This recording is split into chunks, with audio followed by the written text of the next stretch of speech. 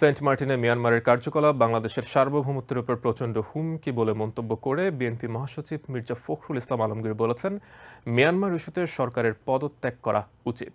এদিকে ফখরুলের বক্তব্যকে রাজনৈতিক শিষ্টাচার বহির্ভূত আখ্যা দিয়ে আওয়ামী লীগের সাধারণ সম্পাদক ওবায়দুল কাদের বলেছেন, নিবিড়ভাবে পরিস্থিতি পর্যবেক্ষণ করা হচ্ছে। তিনি জানান, মিয়ানমারের সঙ্গে গায়ে পড়ে যুদ্ধে জড়াবে না বাংলাদেশ। মিয়ানমারের অভ্যন্তরে জান্তা বাহিনীর সঙ্গে সশস্ত্র বিদ্রোহী গোষ্ঠীর দীর্ঘদিন ধরে চলমান সংঘাতের কারণে দফায় দফায় বাংলাদেশে অনুপ্রবেশ করে রোহিঙ্গারা। বর্তমানে বাংলাদেশে অবস্থান করা রোহিঙ্গার সংখ্যা 1 মিলিয়নেরও বেশি। এছাড়া সংঘাতের কারণে মাঝে মধ্যেই বাংলাদেশ সীমান্তে এসে পড়ছে মর্টার সেল ও গোলা। ফলে দীর্ঘদিন ধরেই মিয়ানমারের কারণে ভুগতে হচ্ছে বাংলাদেশকে।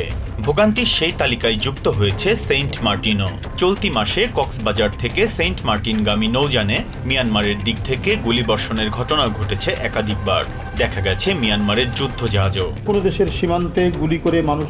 রবিবার সকালে নয়াপল্টনের দলীয় কার্যালয়ে সংবাদ সম্মেলনে বিএনপির পক্ষ থেকে সেন্ট মার্টিন সহ মিয়ানমার সীমান্তে সেনা মোতায়েনের দাবি জানানো হয়। সেখানে ব্যাপক সেনাবাহিনী মোতায়েন এবং নৌবাহিনী সার্বক্ষণিক সেখানে প্রস্তুত থাকবে।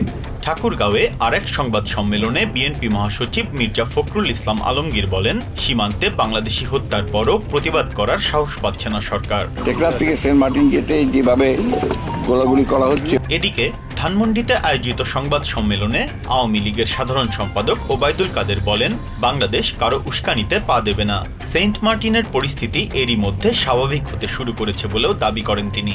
মির্জা ফখরুল কূটনৈতিক প্রজ্ঞা কৌশলের বাইরে গিয়ে দায়িত্ব জ্ঞানহীন বক্তব্য রেখেছেন। বাংলাদেশ ও মিয়ানমারের কিছু অংশ নিয়ে নতুন রাষ্ট্র গঠনে কোনো বিদেশি ইন্ধন আছে কিনা সরকার সে বিষয়টি খতিয়ে দেখছে বলেও জানান Obaidul Quader. Biprajit Chanda, TVN 24 news desk. New York থেকে সম্প্রচারিত টিভিএন 24 টেলিভিশন বিশ্বজুড়ে বাঙালির কণ্ঠস্বর।